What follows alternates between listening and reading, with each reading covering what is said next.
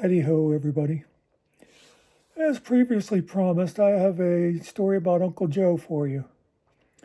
Now, if you watch the video about my mom, I think I called it Mom and the Gays, you know what her childhood was like. Well, Uncle Joe was her younger brother, so of course he had a similar upbringing.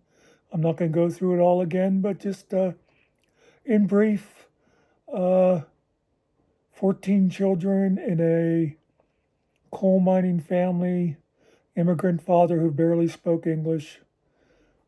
So not, and I hope people don't take this as a derogatory, but not a sophisticated background.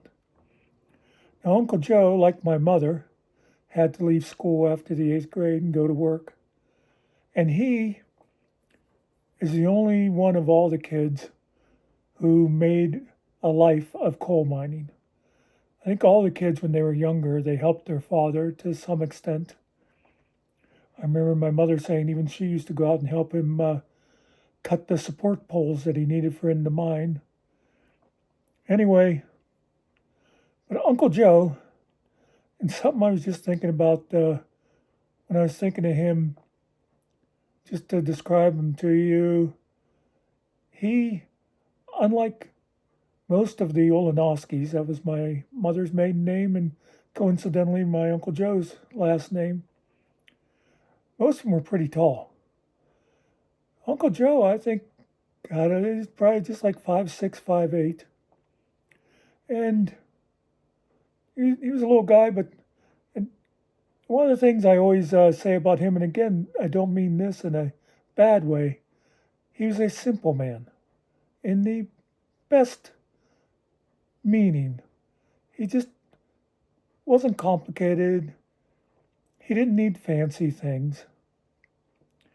But another thing about him is, despite him not having a lot of education, he had two sons and he made sure they both went to college and had careers where they weren't going to have to end up with black lung like he did.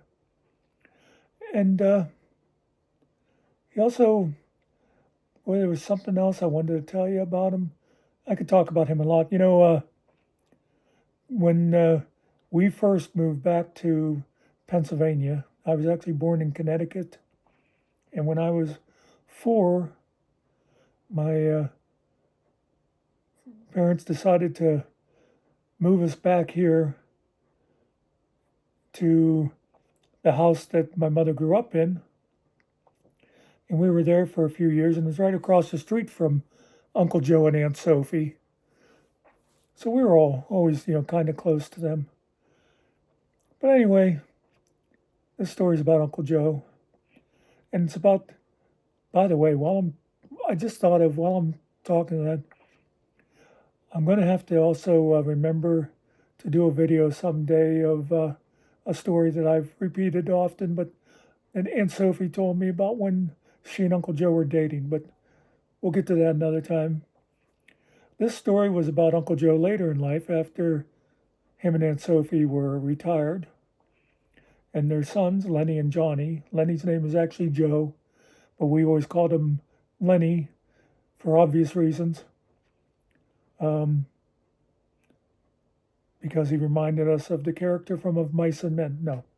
But anyway, Lenny, when he finished college, had gone into the Air Force, and he ended up retiring from the Air Force as a colonel.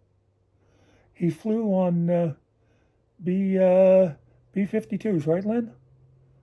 I know there were the guys that had the cruise missiles, I think. Anyway, he was a navigator. Johnny went to school and he studied, I forget, it was called grass mowing or something, landscaping, who knows. But he went to work designing golf courses for Jack Nicklaus. And so, again, when Uncle Joe and Aunt Sophie retired, they spent time going out and visiting their sons. And the one time they'd been on a trip and they'd gone out to California and visited Lenny. He was, excuse me, he was stationed, I think, is it Edwards? That's out there in the Mojave. And I think it's the base where the space shuttle used to land. But he was out there, and they went out and visited him. And after that, they went down to South Carolina and visited Johnny.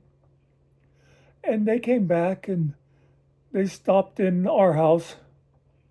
And we're sitting around the dining room table, and they're talking about their trip. Now, one thing you have to know about Joe and Sophie, as they were universally called, when I say they talked about, actually Aunt Sophie did all the talking.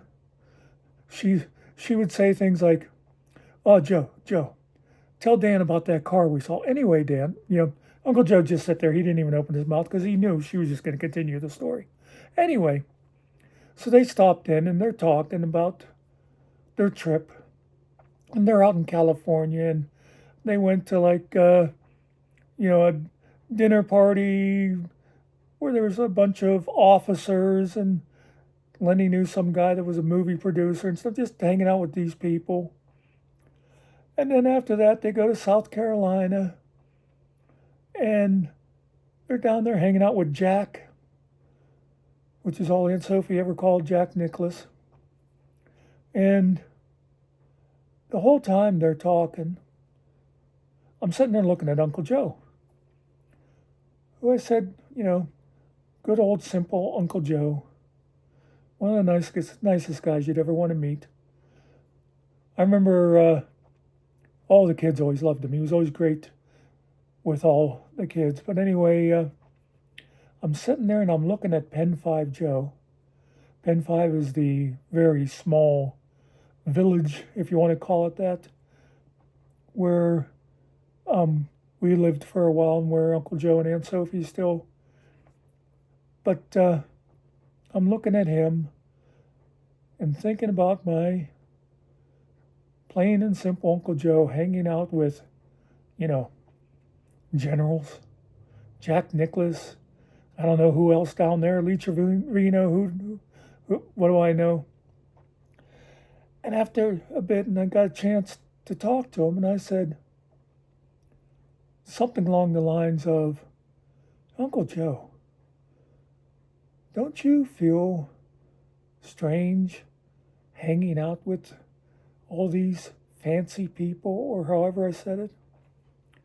And he just looked at me and he said one of the simplest and yet most profound things I'd heard in my life up until then. I was probably like around 40 then or so. I was always a slow learner. But he looked at me and he said, "They're all just people, Dan." And that's it. And this ties into the story I did about Mom. She and Uncle Joe, and I imagine others of the group, but they just took people as they were. They didn't care where you came from, who you were. It was just however you acted, that's the way they treated you. Nobody was better than anybody. Nobody was worse than anybody, unless they showed themselves to be. So that's my favorite story about Uncle Joe, and remind me sometime to do the one about them dating. I know people that know me in person, it's a story I've related a couple of times, but it's a good one. And I hope you enjoyed this one, and hasta la vista, baby.